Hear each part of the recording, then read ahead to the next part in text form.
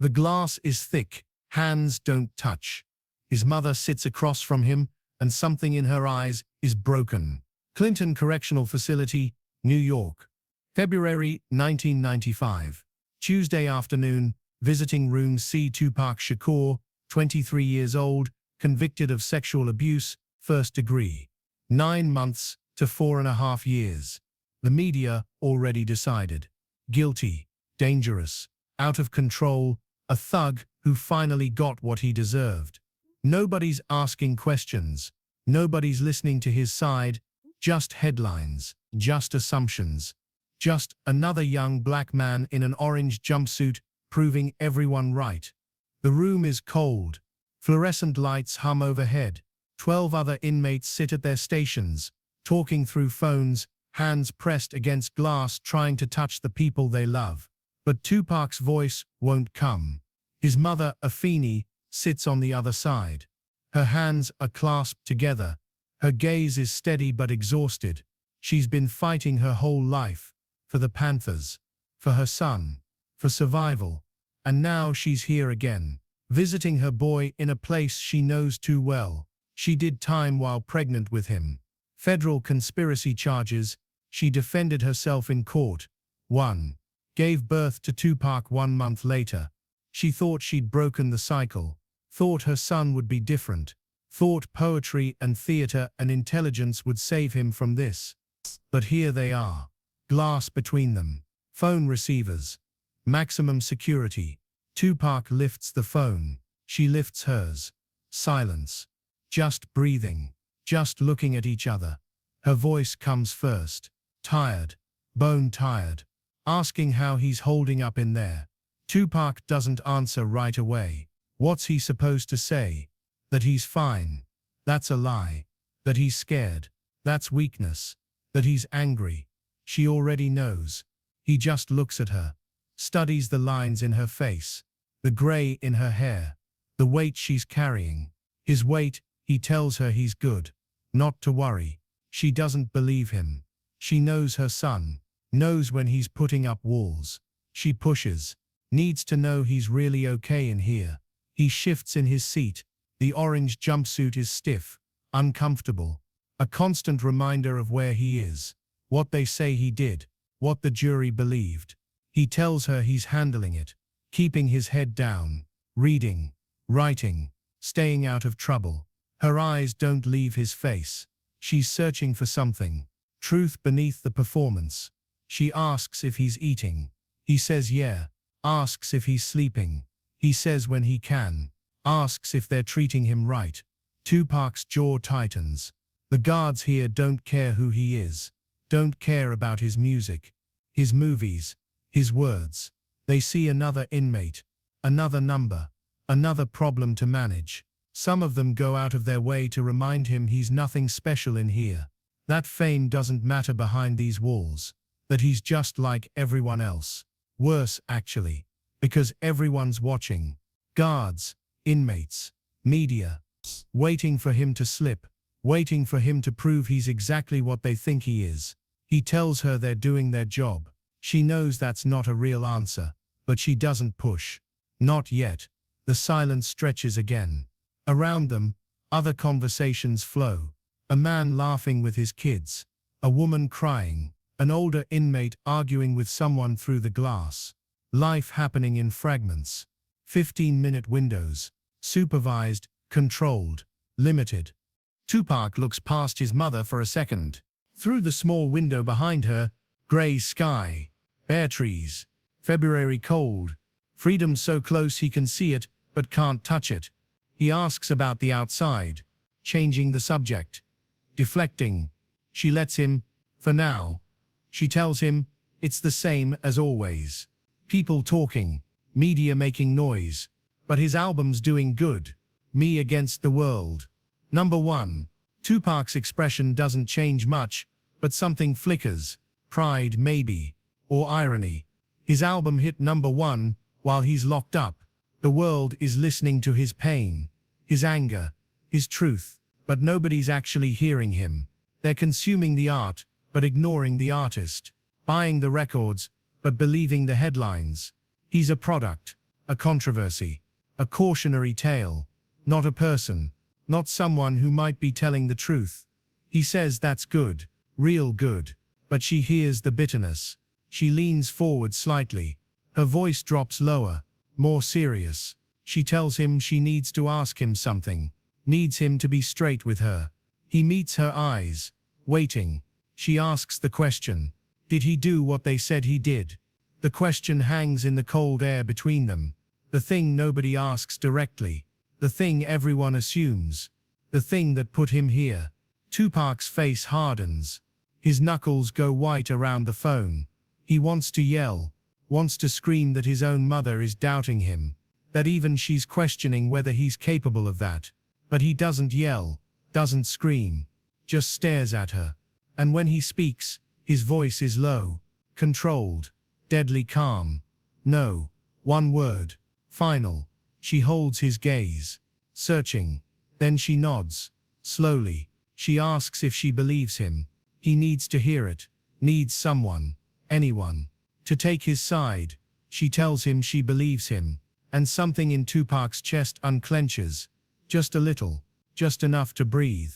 But then she does something he doesn't expect. She doesn't let him off easy, doesn't just accept his word and move on. She leans even closer to the glass.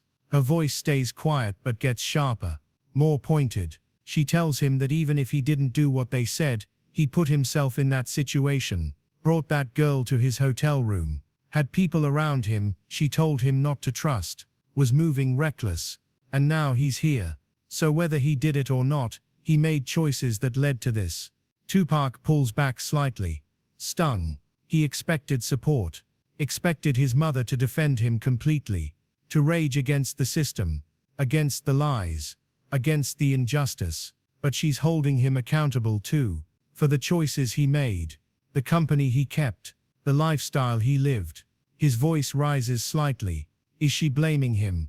A guard glances over. Tupac lowers it again. Is she saying he deserves this? She responds carefully. The world was already looking for a reason to put him in a cage, and he gave them one. That's not fair. That's not right.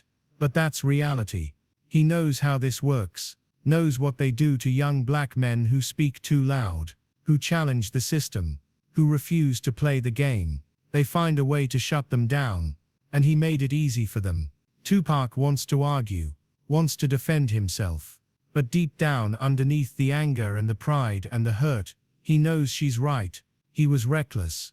He was moving too fast, trusting too quickly, thinking he was untouchable because of his talent, his fame, his words.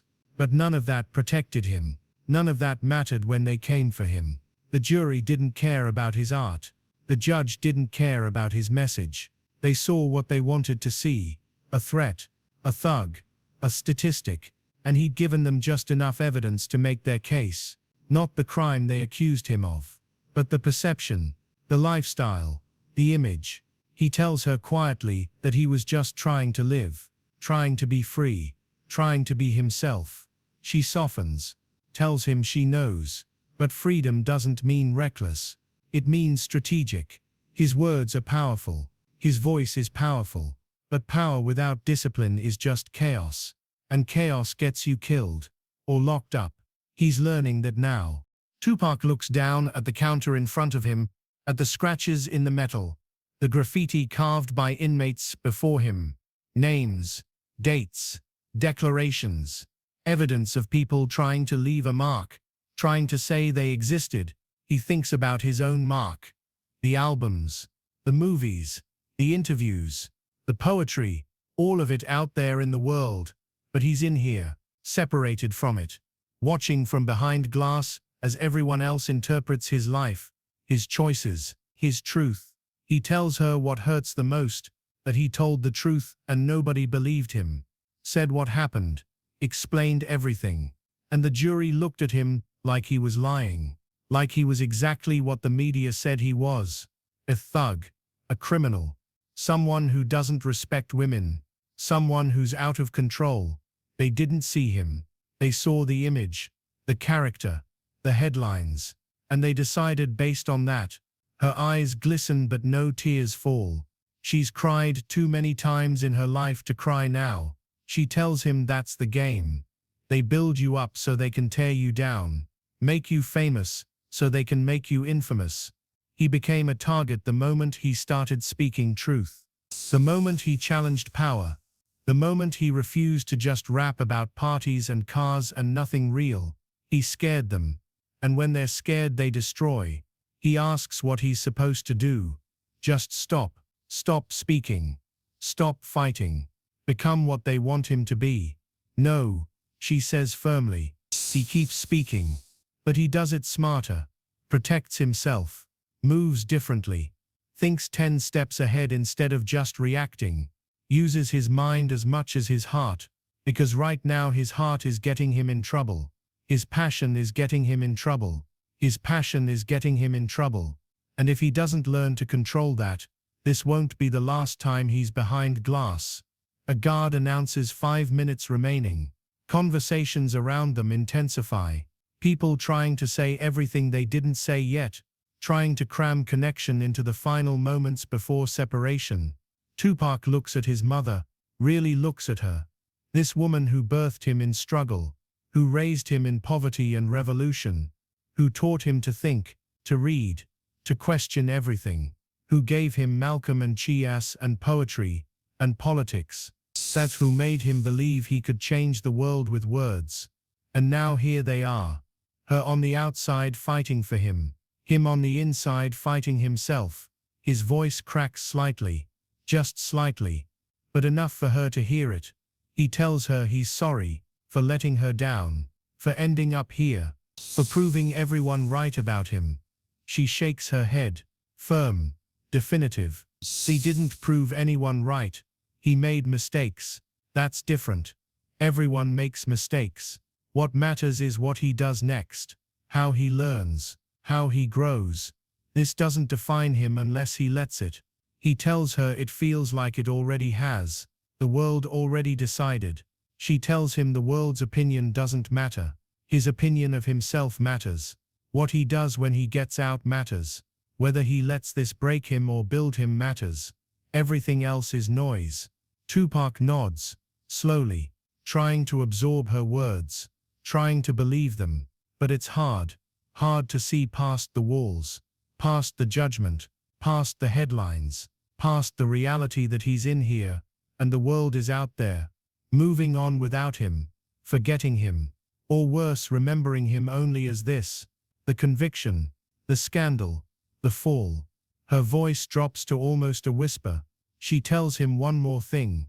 When he gets out of here, he's going to want revenge, going to want to prove everyone wrong, going to want to hit back at everyone who hurt him, everyone who lied on him, everyone who celebrated this. He doesn't deny it.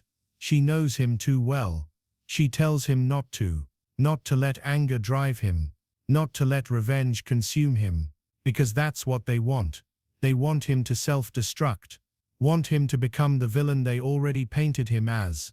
And if he does that, they win. He loses. And she loses her son. Tupac's throat tightens. He can't speak, can only nod. She presses, makes him promise. Promise he'll be smart. Promise he'll think before he moves.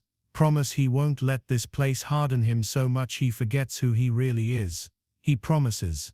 But even as he says it, he's not sure he can keep it. Not sure he can control the rage building inside him. The hurt, the betrayal, the need to make everyone who wronged him pay. She sees it in his eyes, the war happening inside him. She wishes she could reach through the glass, hold her son, protect him like she did when he was small. But she can't. All she can do is speak, and hope he listens, hope he survives. A guard calls time. Visits over, people start hanging up phones, standing, saying final goodbyes, through glass. Afeni stands slowly. Tupac stands too. They look at each other, neither wanting to break the connection, neither wanting this to be over. She tells him she loves him. Her hand presses flat against the glass. He tells her he loves her too. His hand mirrors hers, palm to palm. Glass between, then she turns and walks away. Doesn't look back. Can't. If she looks back, she'll break. And she needs to stay strong. For him. For herself. For the fight ahead. Tupac watches her go. Watches her disappear through the door. Watches the door close. Watches the empty chair on the other side of the glass. Then the guard taps his shoulder. Time to go back. Back to the cell. Back to the noise. Back to the reality that this is his life now. At least for the next months. Maybe years if the appeals don't work. He hangs up the phone. Turns, walks in line with the other inmates. Orange jumpsuits, shuffling feet. Chains clinking. The sounds of men being moved like cargo. Like animals. Like problems to be stored away and forgotten. Back in his cell, Tupac sits on the thin mattress. Stares at the concrete wall. At the small window high up. At the metal toilet in the corner. At the stacks of books and papers covering the tiny desk. Malcolm X. George Jackson. Assata Shakur. Revolutionary texts. Poetry. Letters. His own writing. Pages and pages of thoughts he can't say out loud. Pain he can't express anywhere but here. On paper. In ink.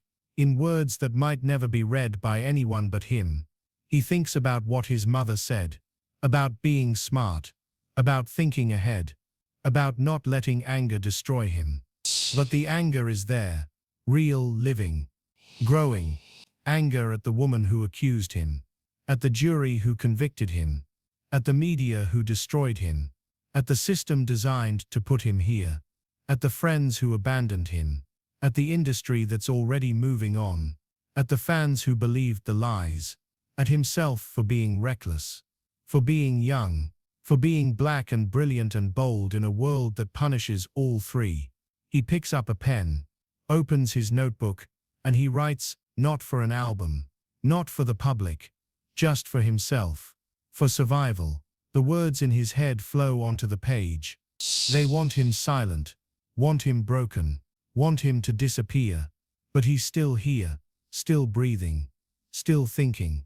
Still fighting. They can lock his body. But they can't lock his mind. Can't lock his words. Can't lock his truth. He'll get out of here. And when he does, they'll see. They'll all see. He's not done. Not even close. The words pour out. Raw. Unfiltered. Honest. The pen moves across the page until his hand cramps. Until the anger settles into something else. Something harder. Something colder. Determination. Not the passionate kind. The calculated kind. The kind that doesn't explode. The kind that plans. That waits. That strikes when the moment is right. His mother was right about one thing. The world is watching. Waiting for him to fail. Waiting for him to prove them right. But maybe that's his power. Maybe that's his weapon. Let them think he's broken. Let them think he's finished. Let them think they won. And then come back stronger. Sharper. More focused. More dangerous than before. Not reckless dangerous. Strategic dangerous. The kind they can't predict. Can't control. Can't stop. Outside his window, the sun is setting. Orange light bleeding into grey sky. Another day ending, another day survived. In here, time moves different. Slow, heavy. Each day the same. Wake up. Count. Eat. Count. Yard time. Count. Back to cell. Count. Sleep if you can. Wake up and do it again. But Tupac's not counting days. He's counting lessons. Things he's learning about himself. About the world. About power and weakness. About truth and perception. About how the game is played. And how to play it better. He's 23 years old. Locked in a cage. Labeled a criminal. Written off by half the world. But his mind is free. His words are sharp. His purpose is clear. They wanted to silence him. They gave him time to think. To plan. To sharpen every weapon he has. They made a mistake. And when he gets out, they'll know it. The concrete walls won't hold him forever. The headlines won't define him permanently. The conviction won't be the end of his story. It's just a chapter. A dark one. A painful one. But not the final one. Not even close. Tupac lies back on the thin mattress, stares at the ceiling, at the cracks and stains and imperfections, at the evidence of everyone who came before him, who laid here, who stared at these same walls, who wondered if they'd survive. Some did, some didn't. He will. He has to. Because his mother didn't raise him to quit, didn't raise him to break, didn't raise him to let them win. She raised a fighter, a thinker, a survivor, and that's what he'll be. In here, and when he gets out, no matter what it costs, the lights go out. Automatic. Cell block goes dark, except for the faint glow of safety lights in the hallway. Someone laughing. Someone arguing. Someone crying. The sounds of men trying to hold on to their humanity in a place designed to strip it away. Tupac closes his eyes. Not to sleep, just to think, to remember, to plan. And in the darkness behind his eyelids he sees his mother's face, her hand pressed against the glass, her voice in his head telling him not to let this place harden him so much he forgets who he really is. He won't forget. He'll remember, every single day, who he is, where he came from, what he's fighting for, and why none of this, not the walls, not the headlines, not the conviction, not the hate will ever be enough to stop him. They wanted Tupac Shakur silenced. They got him thinking. And that's the most dangerous thing they could have done. If you made it this far, thank you for watching. For more stories like this, real stories about struggle, survival, and the truth behind the headlines, make sure to subscribe and hit that like button. This is where we tell the stories nobody else will.